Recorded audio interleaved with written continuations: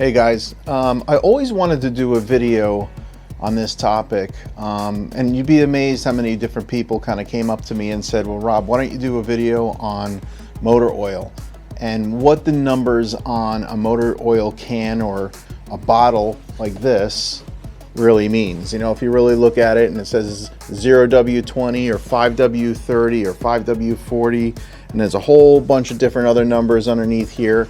What exactly does that mean? And how do I, as a consumer, go out to a store like Walmart or Advanced Auto or any of those big box stores and choose the right oil? I could see how overwhelming that could be. I mean, I've gone to Walmart and walked through their aisles, and I just couldn't believe the amount of different oils that there were, different manufacturers, different viscosities, and we're going to talk about that a little bit later and what those numbers mean, and how many different varieties there were. I mean, different additives, you know, long life oils that are meant to go up to 15,000 miles guaranteed, hybrid car oils that are meant for tractors and farm equipment and stuff like that. So I could see how someone walked down that aisle and they were just trying to figure out what oil was going to be required for their car, how overwhelming that could be. So I'm going to basically break it down to three important variables, three things that you want to ask yourself to kind of pick the oil that's right for your car, and hopefully help the consumer if you choose to do your own oil. And I think those three variables, those three questions that I'm going to answer for you later in this video are going to help you decide what oil is required for your car and how do you go about doing it if you choose to do it. If you don't feel comfortable with doing this and doing the research and figuring out what oil is right for your car, then maybe going to an auto mechanic or a Valvoline or somebody like that to do your oil change is the right thing for you. So anyway, but you'd be surprised, I mean, how many car people I speak to and they're like, you know, well, we don't know what those numbers mean. What exactly does it mean? So let's do that first. You know, let's try to understand what those numbers represent, what the letters represent, and then we'll take it one step further. So the first thing you want to do is when you look at an oil can, you're going to see that it says SAE 0W20, right? So what is SAE? SAE is a Society of Automotive Engineers. They've been around for over 100 years, and they've been basically creating the standard for the automotive industry and now for just transportation in general. There's a commercial that I saw. I'm going to actually share it with you guys now. It's actually a pretty good commercial and it explains their history, what they're all about. So let's get right to it. This is the commercial. We've been there from the beginning, when horse-drawn carriages were more than just a tourist attraction, when thunders from the combustion engine ignited the hearts of a generation, when the sky became our new highway, when the moon and stars were not only within reach, but under our feet. Mobility connects cities. Mobility moves mountains, takes us on adventures, breaks barriers and records. Mobility brings us together and brings us home safely.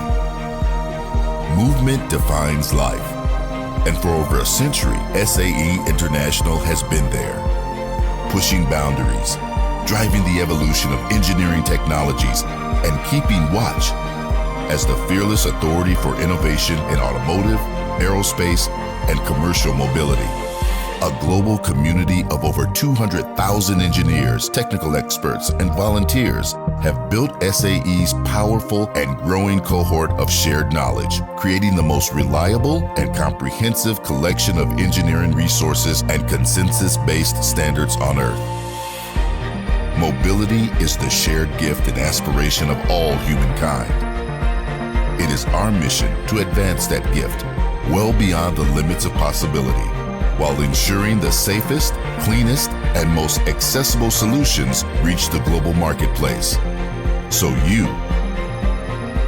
can reach those you care about most.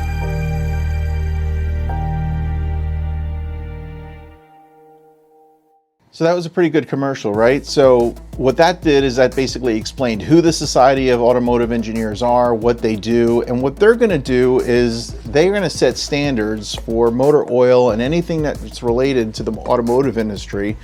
And one of those is these numbers right here on an oil container. I almost said oil can because when I was growing up there were oil cans and now there's oil bottles. But anyway, so SAE 0W20. Well, both of those numbers represent the viscosity of the oil. And what does that mean? It's not the weight of the oil. It's not, because I hear that a lot. I'm guilty of using that term too. It's not the weight of the oil, it's the viscosity of the oil. Bottom line, viscosity is the ability for the fluid to flow, right? It's quote unquote the thickness of the oil. Its ability to be able to kind of travel through the engine, and a lower viscosity number is a more fluid viscosity. It's a more fluid. A 0, right? 0 would be less viscous, which means it would flow easier. And a 20 would be a higher viscosity, which means it would be a little bit thicker and cling onto the walls of the pistons and all that kind of stuff, the bearings and the crankcase and all that kind of good stuff inside of an engine. So, but why are there two numbers? I guess the first question you want to ask is there's oil bottles out there that say SAE 30 and only SAE 30. So why is there single viscosity oils and dual viscosity oils? Well, the reason why there's a single viscosity oil is because of its intended purpose. So a single viscosity oil would only be used on equipment that would only be used in the summer months. So an SAE, a Society of Automotive Engineers, viscosity level 30 would only be used in small engines like a lawnmower or a weed whacker or a blower or any of that type of equipment that would be normally used in the summer months, the spring, summer, fall months, where it's really not ever in a situation where you're going to start these engines up in the winter conditions or cold weather conditions. But that's exactly what the 0W mean, or the W represents. It's winter conditions or cold weather conditions.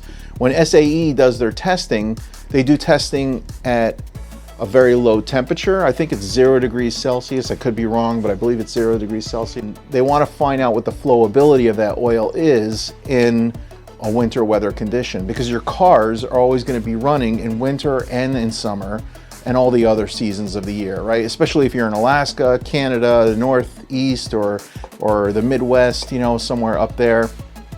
You're always going to be running into situations where the weather is very cold and you're going to have to start your engine in cold weather conditions. So a 0W means it remains very flowable in a winter weather condition, in a very low temperature. So when you start your engine, the oil can kind of navigate through all the little ports and everywhere in the engine, and it'll coat everything in that engine relatively quickly and get through the filter and all that kind of stuff. Everything that it has to do to be able to build up pressure and kind of splash around the engine, so you protect the engine. Because in theory, the engine, the way all these engines are designed, is that the piston rings and the walls, they never touch, right? It's never metal on metal. There's always a very fine layer of oil that's wrapping around all of these components. So you need to have the engine oil there and quickly, so that when you start up your car, it's going to flow through and protect your engine from any wear, right, over a period of time. The 20 represents another viscosity level, right? Because a car needs two viscosities. One in winter weather conditions or cold weather conditions or cold startup, and another one in operating temperatures, right? When the car is hot, when it's running, when it's hot outside, and the engine's at like 180 degrees or 200 degrees, depending on the vehicle that you're running. So it needs to act a certain way. The characteristics of the oil needs to be able to kind of maintain itself, not break down, not burn, and all that kind of stuff. So I think that's a good explanation of the two numbers and what they represent. I do have a chart, and I'm going to share it with you, showing all the different dual viscosity oils, and I think there's some single viscosity oils in there, and it'll show you from what temperature to what temperature those oils are going to be able to maintain, right, those viscosities. So it's a 0W30 oil. A 0W30 oil can maintain its viscosity at 0 weight at -40 degrees Celsius, right? So it'll be flowable even at -40 degrees. And then you have 0W30, so that's cold weather, and then 30 is the viscosity in hot temperatures, which is 35 degrees Celsius, right? So those are the two numbers that this represents. That's what those two numbers represent. They basically mean winter weather, cold weather, and hot weather or hot operating conditions. Okay. Now there's a whole bunch of other numbers underneath here, and that represents the additives, that represents the specifications given by the manufacturers, because that's the second thing you're going to want to find out. Not only do you want to know the viscosity of the oil that's required for your car, you're going to want to know the specification requirements of that car. So like for instance, a plug-in hybrid, a BMW 330e is going to require a 0W20, so that's viscosity, and a long life FE 17 plus, right? That's the specification that they give for that specific engine. So when you're looking for the oil, you want to make sure that it has the BMW long life 17 FE plus specification, right? And all those different additives and all those different specifications have their own requirements that are set and standard for that specific engine, right? Because when the engineers are designing that engine, there's certain things that have to happen with that oil, right? They can't foam up, they have to have detergents, maybe it prevents early detonation, all that kind of good stuff. So, but bottom line, that specific oil and that requirement is needed for that specific engine. Mercedes-Benz has its own laundry list of specification numbers, and you know, for the GLA 350s and I think the 450s, they have the 229.3s, 229.31s, 229.5s, and 51s, and they all have different characteristics and different additives to prevent foaming and all that kind of stuff. So find out what's required for your car. You could find that out in the owner's manual. Take that information and basically use that in addition to the viscosities that we talked about. So now you know the viscosity of the oil that's required, you know the specification that's required, and then lastly, you want to know the quantity of oil that's required. So regardless, I can't tell you exactly how many quarts you're going to need for your specific car, because even the same model number for that, let's say it's a 330e and it's a 2023, the 2021 or even a 530e is going to have a different quantity of oil. But always double check, right? So the last thing you want to do is remove all the oil from the engine and you don't have enough oil to replace it, especially when you're going to go through the trouble of finding the right oil with all the specifications that are required, because sometimes they're a little bit hard to find. So I'm going to share a couple companies like FCP Euro if you're into European cars, and maybe a couple other ones down below so that you can kind of find those specific oils. But anyway, for that 330e, you need 6.1 quarts, right? And that's with an oil filter replacement. I typically change my oil filters every time I change my oil. I got into that habit early on, and I continue to do that, right? So if you don't change the oil filter in theory holds on to some oil. It actually absorbs it into the paper element. So there is a little bit of oil left in the engine. So you don't necessarily have to put in 6.1 quarts. Just find out through the owner's manual what's required. If you have any questions whatsoever, talk to the manufacturer. Call up the service department. Ask them the question, what oil should I be using? Service departments or parts departments, they will sell you their own oil. Now, typically the oil that's being sold at the parts department at your manufacturer's sites, you know, whether it's BMW, Mercedes, Toyota, Nissan, they're going to be a little bit more expensive, right? Because it's got their name on it. And typically all they're doing is they're taking someone else's product, pasting their name on it, and then selling it back to you and making a profit on it.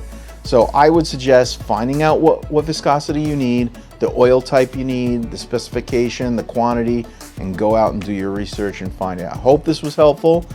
And if it was, please click the like button, subscribe, and share it with your friends. I thought it was a very important topic to discuss. It's a very simple thing to kind of forget, even for car people, you know, to kind of forget what those numbers represent. But I thought it was important to kind of share that with you, and hopefully that helps. I'll talk to you later. Peace out. See you later. Bye.